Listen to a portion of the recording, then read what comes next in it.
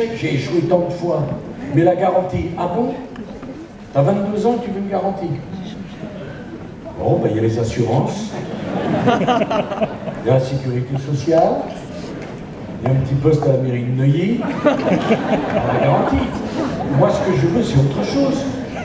Je veux que vous, les jeunes, vous puissiez continuer à partir à l'étranger, mais pour des bonnes raisons, pas pour des mauvaises. Qu'un jeune veut partir pour réussir ailleurs, c'est fantastique.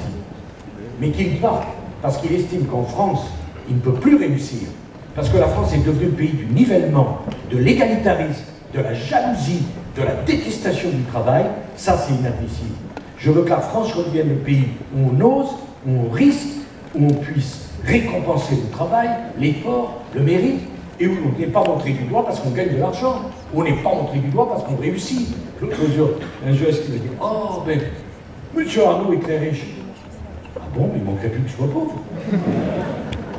Parce que, permettez-moi de vous dire, quand à 35 ans, qu'on dirige Férinel, on rachète Boussac qui est en faillite, et que dans Boussac, on trouve Dior, dont plus personne ne croit, et que 25 ans après, on a fait le premier groupe de luxe mondial, je souhaite plein de Bernard Arnault pour l'économie française. Je souhaite plein de Bill Gates.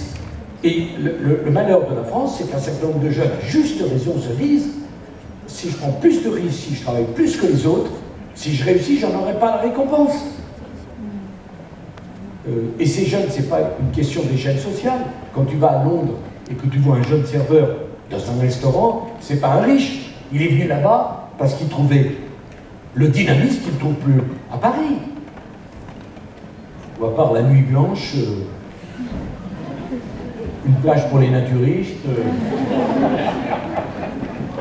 ou le sable au bord de Seine, qui sont des sujets... Et des grandes universités quand même, à Paris, il y a aussi beaucoup de choses qui marchent très très bien. D'accord. Enfin, les grandes universités, certainement, mais je veux des universités où les étudiants puissent créer leur boîte. Je veux des campus où les universités mettent à la disposition des étudiants les premiers bureaux. Stanford était ruiné au lendemain de la guerre. Ils ont décidé de donner des locaux à des étudiants qui allaient investir. Dedans, il y avait deux types inconnus à l'époque qui ont fait du chemin de pluie. Depuis, il y en a un qui s'appelle Violette et l'autre Paccard. Mais il faut visiter Dauphine, c'est ça? Il y a des étudiants qui font des start-up, il y a des choses qui sont déjà installées, ça existe déjà. Et bien sûr, formidable. Mais si vous pensez que tout va bien, je n'ai pas besoin de me présenter alors.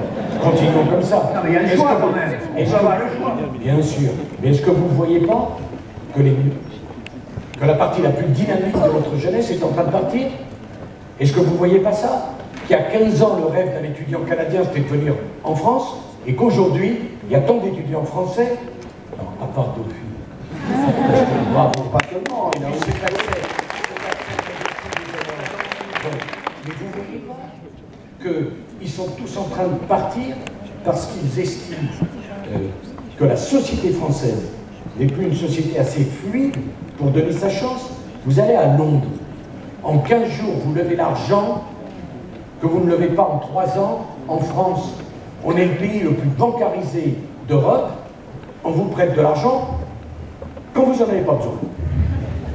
À Londres, vous levez de l'argent en 15 jours parce qu'il y a un système fantastique où celui qui investit dans une start-up peut défiscaliser de son assiette fiscale 60% de ce qu'il investit.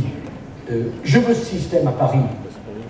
Aujourd'hui, avec le Brexit, ce qui se passe à Londres,